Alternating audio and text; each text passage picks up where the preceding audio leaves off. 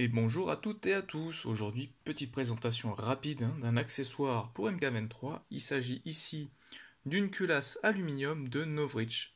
Alors cette culasse, je l'ai commandée sur le site de Novritsch pour un prix de 49 euros.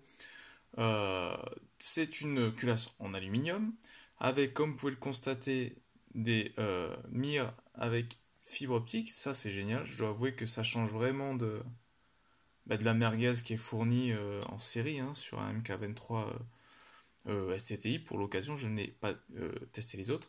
On a, alors malheureusement avec l'éclairage, on a l'impression que c'est énormément brillant, mais non, en fait c'est une peinture noire mat.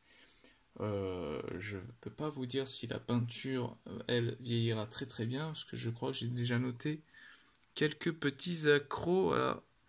Donc je pense que la peinture va avoir le même problème que l'on retrouve sur beaucoup de répliques. Elle va s'effacer sur les arêtes et puis au moindre accroc.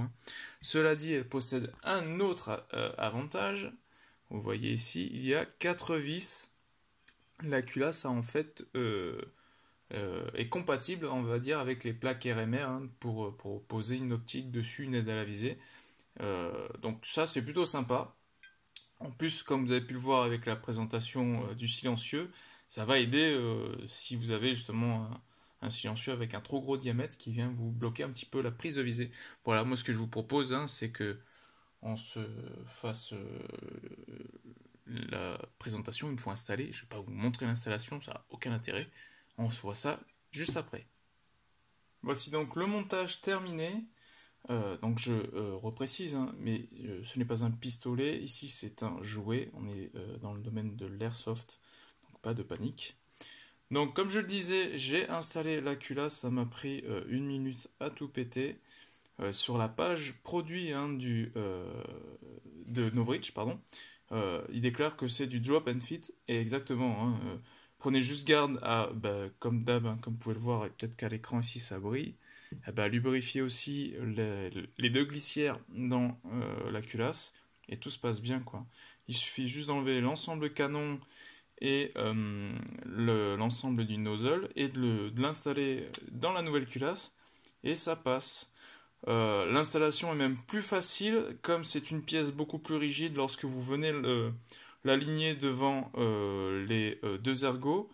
Il n'y a pas de jeu qui se passe, il n'y a pas de jeu qui s'installe, donc la glissière est réinstallée de manière fluide et rapide, quoi. Comme je le disais, en plus, on a ici, je vais essayer de faire un comparatif quand même. Il n'y a pas photo, il est quand même bien plus aisé de viser avec les mires qui possèdent des embouts en fibre optique qu'avec ceux sur la culasse d'origine. Cependant, j'ai remarqué que ça c'était toujours moulé dans la masse et donc il n'y a pas possibilité, si vous voulez, un peu comme pour toutes les bases iCappa et 1911, de pouvoir customiser en changeant ces mires pour des modèles par exemple plus hauts. Vous allez voir, ça ne résout pas le problème du montage silencieux. Voilà, malheureusement, pas de miracle, les fibres optiques sont légèrement trop basses et du coup elle est pile dans l'axe du silencieux. Ça n'a pas, ils n'ont pas pensé à ça. Voilà. Maintenant, comme je l'ai dit pour la présentation du silencieux, franchement, voilà, si je veux viser un adversaire, ça va pas m'empêcher de le rater ou de le toucher. De plus, il n'y a aucun souci, ça fonctionne très bien quoi.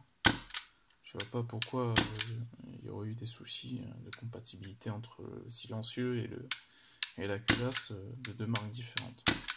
Ouais, c'est bien foutu. Alors pour ce qui est des inconvénients et des avantages de ce slide Novritsch, moi pour l'instant dans l'utilisation que j'en fais, le premier inconvénient que je lui trouve, c'est que les sides sont légèrement trop bas. Ce qui fait qu'avec le silencieux, donc là, le silencieux Silverback, ça bloque la vue.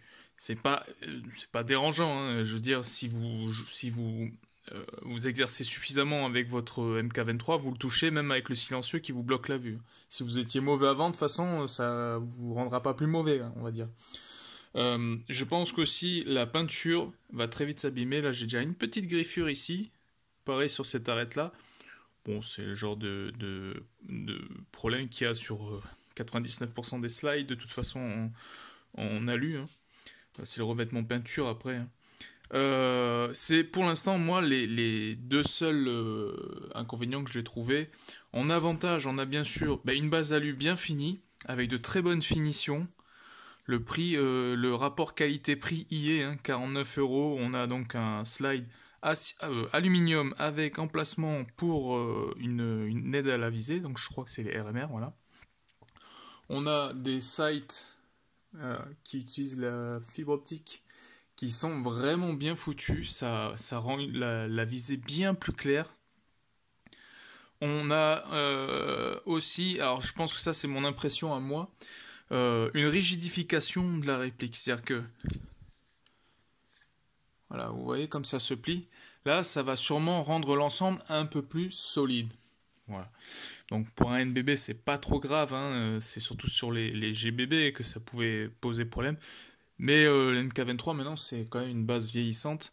On n'a pas fait d'extrême progrès sur les plastiques qui sont utilisés, donc ça prend ça vieillit, donc ça devient de plus en plus souple avec le temps. Là au moins, c'est un petit gage de solidité sur le long terme. Et petit avantage, ça vous donne aussi voilà une version un peu plus badass hein, de votre réplique. Sinon, dans l'ensemble, on a quand même ici un bon produit hein, qui est fourni, qui est proposé par Novritsch. Alors, je ne saurais vous dire s'il s'agit d'un repack Gun Gear ou alors je crois que c'est l'Elax ou Nineball qui en produisent aussi. Hein. Vous trouvez ce genre ces équivalents-là hein, sur le site qui me vient à l'esprit là pour l'instant, c'est Impulse 101. Vous en trouverez des équivalents au modèle proposé par Gun Gear, mais pas dans les mêmes prix aussi. Hein. Oui, on a un bon produit. Si vous êtes intéressé, je peux que vous conseiller. J'estime que le prix de base est correct et que les frais de port ne sont pas abusés. Donc voilà, c'est à la portée de tous, c'est du drop and fit. Et ça rajoute vraiment un bon côté ludique avec une visée bien plus claire. En soi, que du positif quand même sur ce slide, hein, malgré les éternels inconvénients de la visée avec un gros silencieux.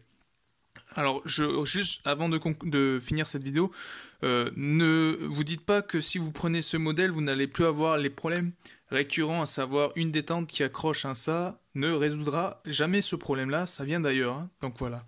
Sur ce, je vous souhaite à toutes et à tous une bonne journée, et je vous dis à la prochaine. Nana.